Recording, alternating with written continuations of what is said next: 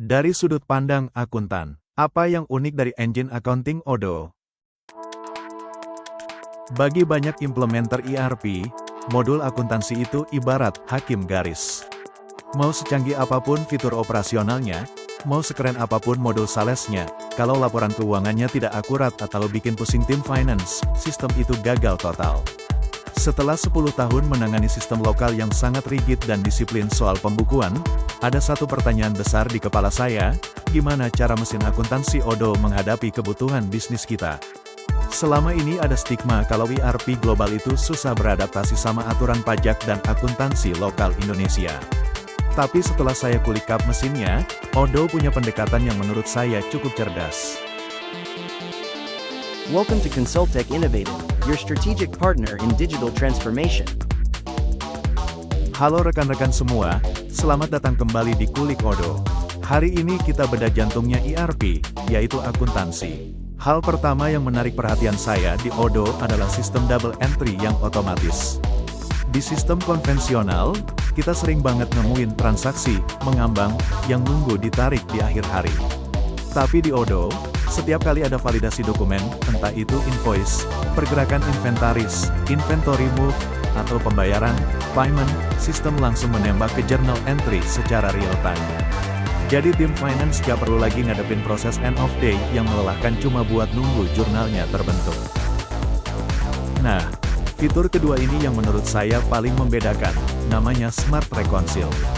Kalau biasanya tim finance harus mencocokkan mutasi rekening koran bank dengan invoice satu-satu secara manual, Odoo mencoba menjodohkannya secara otomatis. Dia pakai semacam pattern matching pintar untuk langsung mencocokkan data transaksi. Ini benar-benar memangkas waktu kerja harian tim finance secara signifikan. Poin ketiga yang bikin saya sebagai praktisi angkat jempol adalah laporan keuangan dinamis. Biasanya, kalau akuntan melihat ada angka yang aneh di neraca atau balance sheet, mereka harus buka modul lain, cari nomor jurnalnya, baru bisa lacak asalnya.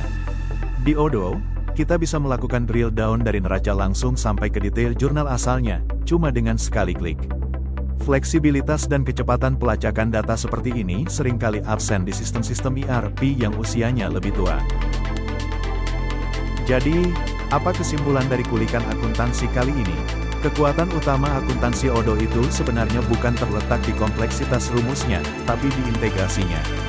Karena akuntansi di Odoo bertindak sebagai muara akhir dari semua aplikasi mulai dari sales, purchase, sampai inventory, data yang tersaji jadi jauh lebih transparan. Hasilnya, rekonsiliasi manual antar departemen yang biasanya bikin berantem saat tutup buku, bisa diminimalisir sekecil mungkin. Nah, sekarang saya pengen dengar suara dari rekan-rekan akuntan, konsultan pajak, atau sesama implementer yang lagi nonton video ini. Menurut kalian, apa sih tantangan terbesar saat migrasi dari sistem akuntansi lokal ke ERP global seperti Odoo? Apakah masalah penyesuaian pelaporan pajak seperti e-faktur, atau justru lebih ke faktor kebiasaan?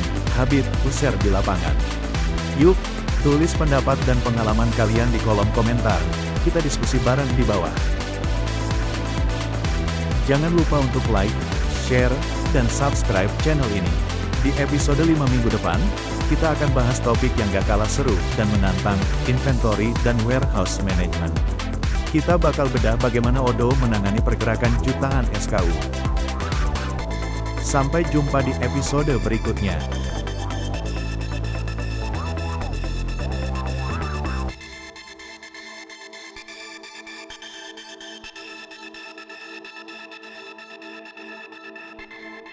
Consultech Innovative, transforming ideas into innovative solutions.